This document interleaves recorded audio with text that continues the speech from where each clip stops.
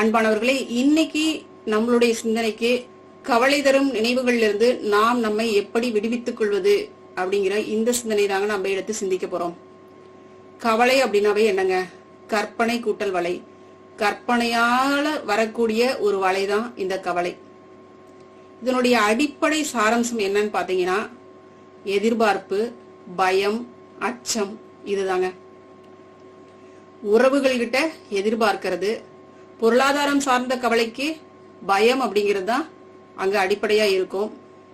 தீர்க்க முடியாத நோய் அப்படின்னு வரும் பொழுதும் அங்க ஒரு பயம், உயிர் மீது ஏற்படக்கூடிய அந்த அச்சம், பயம், இல்ல உறவுகள் மீது இருக்கக்கூடிய அந்த எதிர்பார்ப்பு, இதுதாங்க அங்க கவலைக்கான மிக முக்கியமான சாராம்சமா இருக்கும்.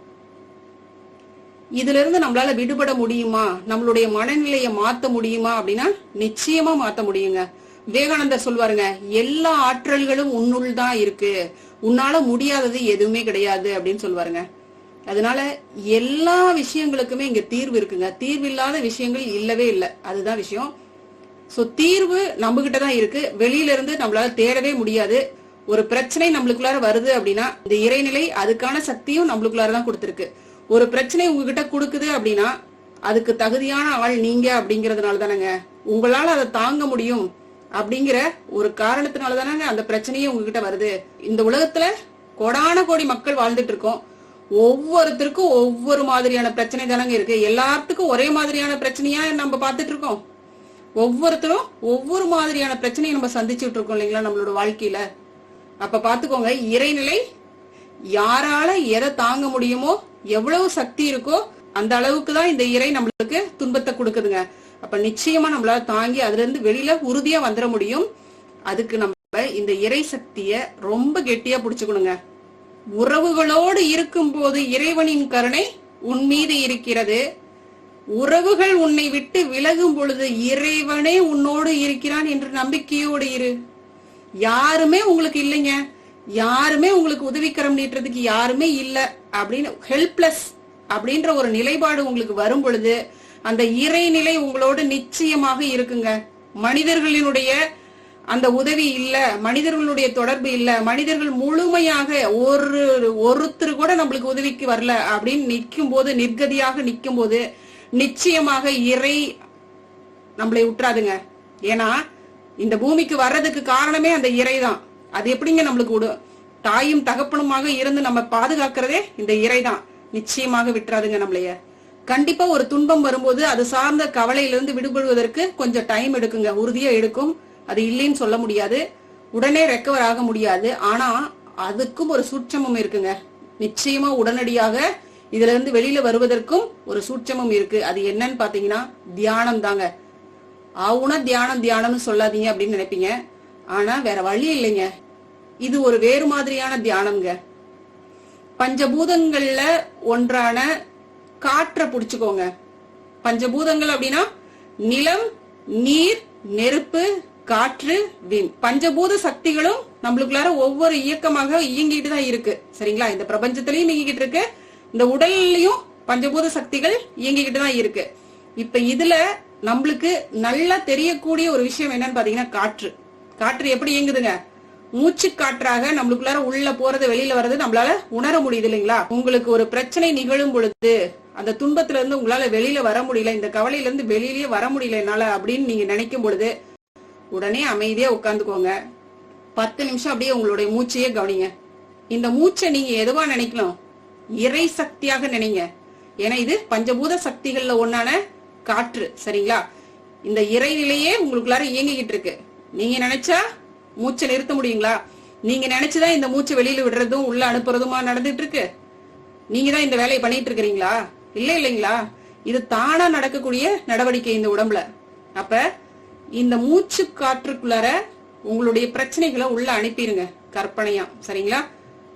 அப்படியே உள்ள 1 நிமிஷம் 2 நிமிஷம் அப்படியே உள்ள இந்த பிரச்சனைகளை எல்லாம் உள்ள அனுப்பிட்டேன், இந்த கடவுள்கிட்ட, இந்த இறை சக்தி கிட்ட நான் அனுப்பிட்டேன் அப்படின்னு ஒரு நிம்மதியோட, நீ பார்த்து எனக்கு இதுக்கு ஒரு சொல்யூஷன் கொடு அப்படின்னு சொல்லிட்டு இந்த இறைநிலைகிட்ட அனுப்பிச்சு விட்டு ஒரு 10 நிமிஷம் உங்களுடைய மூச்சை மட்டும் நீங்க கவனிங்க. சரிங்களா? இந்த மூச்சுல மட்டும் உங்களுடைய கான்சென்ட்ரேஷன் வைங்க. அப்படியே மூச்சு உள்ள போறது வெளியில வர்றது அதை மட்டும் நீங்க அப்படியே கவனிச்சுக்கிட்டே இருங்க. 10 நிமிஷம் மனம் அமைதி அடையட்டும். அமைதியா உட்காருங்க. அப்படியே அமைதியா மூச்சை மட்டும் உள்ள போறது வெளியில வர்றது கவனிக்கிறீங்க. உங்களுக்கு ஏதாவது மந்திரம் தெரிஞ்சா கூட இந்த மூச்சை கவனிச்சு முடிச்சுட்டு ஓ இந்த மாதிரி ஒரு 10-20 தடவை அப்படியே சொல்ல சொல்ல சொல்ல இந்த ஓம் மந்திரம் இருக்கு பாருங்க, ரொம்ப சிறப்பான ஒரு மந்திரம். இது கூட நம்ம வீடியோ பண்ணியிருக்கோம். அப்படியே மனம் அப்படியே ரொம்ப அமைதியாயிருங்க. மிக தெளிவாக நம்மளால முடிவெடுக்க முடியுங்க இந்த மாதிரியான விஷயங்கள்லாம் நம்ம பண்ணும் பொழுது. அதுக்கப்புறம் நீங்க ஒரு 10 நிமிஷம் கழிச்சு நீங்க பார்த்து அமைதியா மறுபடியும் அந்த பிரச்சனையை நீங்க பார்க்கும்போது அந்த கண்ணோட்டம், அந்த பிரச்சனையை பார்க்கக்கூடிய அந்த கண்ணோட்டமே வேறுபடுங்க. நீங்க இதை செஞ்சு பாருங்க, நிச்சயமா உங்களுக்கு வெற்றி கிடைக்கும். உறவுகளுக்குள்ளார போய் பிணக்குகள் ஏதாவது வந்துச்சு அப்படின்னா அங்க ஒரு உள்ள என்ன ஒரு விஷயம் இருக்கும் பாத்தீங்களா, பயம் அப்படிங்கிற அந்த விஷயம் தான் இருக்கும். ரொம்ப எதுவுமே இறங்கி போகணும்னு அவசியம் இல்லைங்க. நீங்க உங்களைய ஒரு மிகப்பெரிய மிகச்சிறந்த ஒரு ஆளா நினைங்க. உங்களுக்குள்ளார இருக்கிறது என்னதுங்க, இறை என்ற அற்புதமான சக்தி இருக்கு. சரிங்களா? அதுக்கான தலகணம் அப்படிங்கறதெல்லாம் நம்மளுக்கு வேணாம். ஆனா நீங்க எந்த இடத்துலயும் மற்றவர்களை விட தாழ்ந்தவர்கள் இல்லை அப்படிங்கிற ஒரு கெப்பாசிட்டி மட்டும் உங்க மனசுக்குள்ளார கொண்டு வாங்க. பொருளாதாரம் மட்டும் நம்மளுடைய நிலைப்பாட்டை நிர்ணயிக்கக்கூடிய ஒரு விஷயம் இல்லைங்க. அதுக்கு அப்பாற்பட்ட விஷயங்களும் இருக்குங்க. நம்ம யாரு அப்படிங்கிறது நம்மளுக்கு தெரியும் இல்லைங்களா, நம்மளுடைய சுயம் எது அப்படிங்கிறது நம்மளுக்கு தெரியும் இல்லைங்களா, நம்ம எப்படிப்பட்ட மனிதர் அப்படிங்கிறது நம்மளுக்கு தெரியும். சரிங்களா? நம்மளுக்குள்ளார உள்ள இருக்கக்கூடிய குவாலிட்டி, நம்மளுடைய தன்மை அது என்னன்னு நம்மளுக்கு தான் தெரியும். அடுத்தவர்கள் யாரும் நம்மளுடைய தன்மையை நம்ம யாரு அப்படின்னு ஜட்ஜ் பண்றதுக்கு யாருக்கும் இங்க ரைட்ஸ் கிடையாது. அப்படி சொன்னாலும் அது அவங்களுடைய பார்வை. அதுக்காக நாம கவலைப்பட்டு நம்மளுடைய உடலை வருத்திக்கிட்டணும் அப்படிங்கிற அவசியம் எதுவுமே இல்லை இல்லைங்களா. எப்பயுமே பாசத்துக்காக நம்ம போய் யாருகிட்டையும் அடிபணின்ற அவசியம் இல்லவே இல்லைங்க. பாசம் அன்பு அப்படிங்கிறது தானா வர வேண்டிய ஒரு விஷயம். இதுக்காக போய் நான் இப்படி அப்படின்னு சொல்லி இறங்கி போய் அந்த அன்பு அதுக்காக ஏங்கி நம்ம போய் அதை வாங்கணும் அதை பெறணும் அப்படிங்கிற அவசியம் இல்லை. அது வரணும் அப்படின்னா தானா வந்து சேருங்க. சரிங்களா? இதுக்காக நீங்க ரொம்ப கவலைப்பட்டு அது கிடைக்கலையே அப்படின்லாம் நீங்க நினைக்காதீங்க. எல்லா விஷயங்களையும் இறைநிலையினுடைய கையில விட்டுருங்க. அந்த இறைநிலை கண்டிப்பா உங்களுக்கு எது தேவையோ அதை கரெக்டான நேரத்துல கொடுக்குங்க. ஒரு துன்பம் நிகழுது அப்படின்னா அதுக்கப்புறம் பாத்தீங்கன்னா அந்த துன்பத்திற்கான காரணம் என்ன அப்படிங்கிறது உங்களுக்கு பின்னாடி காலத்துல உங்களுக்கு புரிய வருங்க. ஒரு 2-3 வருஷத்துக்கு முன்னாடி உங்களுக்கு ஒரு துன்பம் நடந்திருந்துச்சு அப்படின்னா அது சார்ந்து நீங்க நிறைய முடிவுகள் எடுத்திருப்பீங்க. நிறைய தைரியமான முடிவுகளை நீங்க அதுக்கப்புறம் எடுத்திருந்திருப்பீங்க. சரிங்களா? தற்சமயம் நம்மளுக்கு ஏதாவது ஒரு பிரச்சனை நிகழ்ந்துச்சுன்னா கூட நம்மளால மீண்டு வர முடியாத அளவுக்கு எந்த ஒரு விதமான சிக்கலும் இருக்காதுங்க. நிச்சயமா என்னுடைய வாழ்க்கை அனுபவத்துல இருந்து சொல்றேன். நிச்சயமா மீண்டு வர முடியாத அளவுக்கு எந்த பிரச்சனையும் நம்மளுடைய வாழ்க்கையில இல்லவே இல்லை, இருக்கவே முடியாதுங்க. எல்லாத்துக்கும் சொல்யூஷன் இருக்குங்க. மூச்சை கவனிங்க. கண்டிப்பா இந்த மூச்சு தியானம் மிகப்பெரிய ஒரு அற்புதமான மருந்தா இருக்குங்க. கடைசியா ஒரே ஒரு சின்ன கதையை சொல்லி நம்ம இந்த வீடியோ நிறைவு பண்ணிக்கலாங்க. கப்பல் ஒண்ணு கடல்ல வழிதவறி செல்லும் பொழுது புயல்ல சிக்கி மூழ்கிருதுங்க. அதுல ஒருத்தர் மட்டும் எப்படி தப்பிடுறாரு. அருகில இருக்கக்கூடிய தீவுல அவர் போய் கரையேறாரு. அவர் வேண்டிக்கிறாரு, இறைவா இங்கிருந்து எப்படியாவது என்னை தப்பிக்க வச்சிரு. ஆள் இல்லாத இந்த தீவுல எத்தனை நாள் என்னால இருக்க முடியும், என் மனைவி மக்களை நான் பார்க்கணும்ல அப்படின்னு சொல்லி பிரார்த்திக்கிறாரு. ஏதாவது ஒரு ரூபத்துல தனக்கு உதவிக்கரம் நீளும் அப்படின்னு நாள்தோறும் எதிர்பார்த்து ஏமாந்துதான் போறாரு. எந்த உதவியுமே கிடைச்சபாடில்ல. இந்த மாதிரி நாட்கள் போயிட்டே இருக்கு. தன்னை காத்து கொள்வதற்காக கிடைச்ச பொருளை வச்சும் இந்த கப்பல்ல உடைஞ்ச பாகங்கள்லாம் இருக்கு இல்லைங்களா, இதை வச்சும் ஒரு குடிசைய உருவாக்கிடுறாரு. மேலும் கரை ஒதுங்கி அந்த கப்பல்ல இருந்து தன்னுடைய பொருட்கள் உடைமைகள் சிலவற்றை பத்திரப்படுத்தி அப்படியே தங்கி வர்றாரு. சில நாட்கள் அப்படியே போயிட்டே இருக்கு. ஆனா இவர் தொடர்ந்து பிரார்த்தனை மட்டும் பண்ணிக்கிட்டே இருக்கிறாரு. பிரார்த்தனை மட்டும் விடவே இல்லை. கடவுள் ஏதாவது ஒரு ரூபத்துல நிச்சயமா உதவுவாரு அப்படிங்கிற அந்த நம்பிக்கையை மட்டும் அவர் கைவிடவே இல்லை. ஒரு நாள் இவர் உணவு தேடுறதுக்காக வெளியில போயிட்டு திரும்பி வரும்போது அவர் கண்ட காட்சி அவர் அப்படியே திடுக்கிட வச்சிருச்சு. என்னன்னு பாத்தீங்கன்னா, பட்டக்காலிலேயே படும் அப்படின்னு சொல்லுவாங்க இல்லைங்களா, அது போல எது நடக்க கூடாதோ அது நடந்துருச்சு.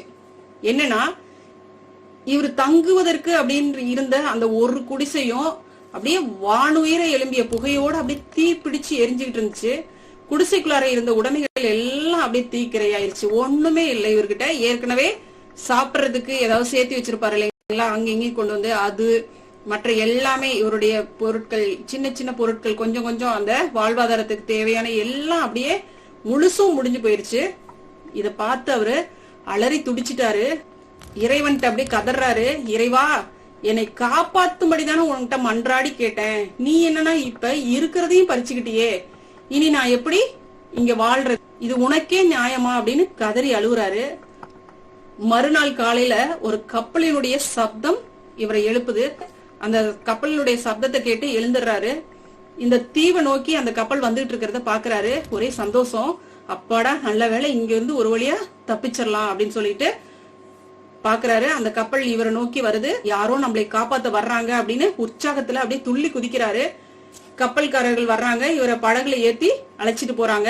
இவருக்கு ஒரே ஆனந்தம், அதை விட சந்தேகமும் கூடவே எழும்புது. எப்படி இந்த தீவுக்கு எந்த கப்பலுமே, நான் இவ்வளவு நாள் தங்கி இருக்கிறேன், எந்த கப்பலுமே எந்த ஆள் அரவுமே இந்த இடத்துல வந்ததே கிடையாது, நீங்க எப்படி இங்க வந்தீங்க, எப்படி நான் இருக்கிறது தெரிஞ்சிச்சு அப்படின்னு கேக்குறாங்க. அப்ப அந்த கப்பல்ல வந்தவங்க சொல்றாங்க, தீவுல ஏதோ பற்றி எரிந்து புகை எழும்பியதை பார்த்தோம், யாரோ தீவுல கரை ஒதுங்கி காப்பாற்ற வேண்டி சிக்னல் கொடுக்கறாங்க அப்படின்னு நினைச்சுக்கிட்டு இங்க வந்தோம் அப்படிங்கிறாங்க. அப்பதான் அவருக்கு புரிஞ்சிச்சு குடிசை எரிந்த காரணம். அப்பதான் அவருக்கு புரிஞ்சிச்சு, இறைவனுக்கு நன்றி சொல்றாரு. அந்த வழியில கப்பல்கள் வருவதே மிக மிக அரிதான ஒரு நிலையில குடிசை மட்டும் தீப்பிடிச்சு எரியல அப்படின்னா தன்னுடைய நிலை என்னவாக இருக்கும் என்று அப்பதான் அவருக்கு புரியுது. அவசரப்பட்டு இறைவனை நம்ம திட்டமே அப்படின்னு சொல்லி மனசு வருந்துறாரு. வாழ்க்கையில இந்த மாதிரி தாங்க பல சந்தர்ப்பங்கள்ல நாம இறைவனை நம்ம அவசரப்பட்டு, ஏன் இப்படி பண்ற, ஏன் என்னை இப்படி கஷ்டப்படுத்துறேன்னு சொல்லிட்டு நம்ம எத்தனை தடவை இறைவனை கேட்டிருக்கோம். நீ எல்லாம் கல்லா இல்ல கடவுளா அப்படின்னு எவ்வளவு தடவை நம்ம பேசியிருப்போங்க.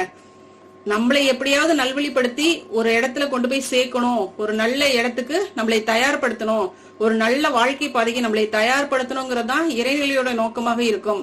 அதனால நீங்க என்னதான் இறைநிலையை திட்டுனாலும் அது உங்களைய எந்த விதத்திலயும் கஷ்டம்லாம் படுத்தாது. உங்களை எங்க கொண்டு போய் சேர்க்கணுமோ அது கரெக்டா கொண்டு போய் சேர்த்துருங்க. அதனால ஒண்ணு மட்டும் நினைச்சுங்க, நம்மை காக்கிறதுக்கு தான் அவர் ஒவ்வொரு கணமும் காத்திருக்கிறாரு. அவர் தரக்கூடிய சோதனைகள், இந்த இறைநிலை தரக்கூடிய சோதனைகள் அனைத்துமே நம்மை வேறொரு மிகப்பெரிய ஆபத்திலிருந்து காக்கிறதுக்கு தான் அப்படின்னு நம்ம புரிஞ்சுக்கிட்டோம் அப்படின்னா எதை பத்தியும் நம்ம கவலைப்படணும்னு அவசியமே இல்லைங்க. உங்களுக்கு ஒரு சோதனை வருது, உங்களுக்கு ஒரு பிரச்சனை வருது, தாங்க முடியல அப்படின்னா நிச்சயமாக இறைவனின் அருட்பார்வை உங்கள் மீது விழுந்து விட்டது அப்படின்னு நீங்க நம்புங்க. 100% நம்புங்க. இறைவனுடைய கருணை நிச்சயமாக உங்களை காப்பாத்துங்க. சரிங்களா?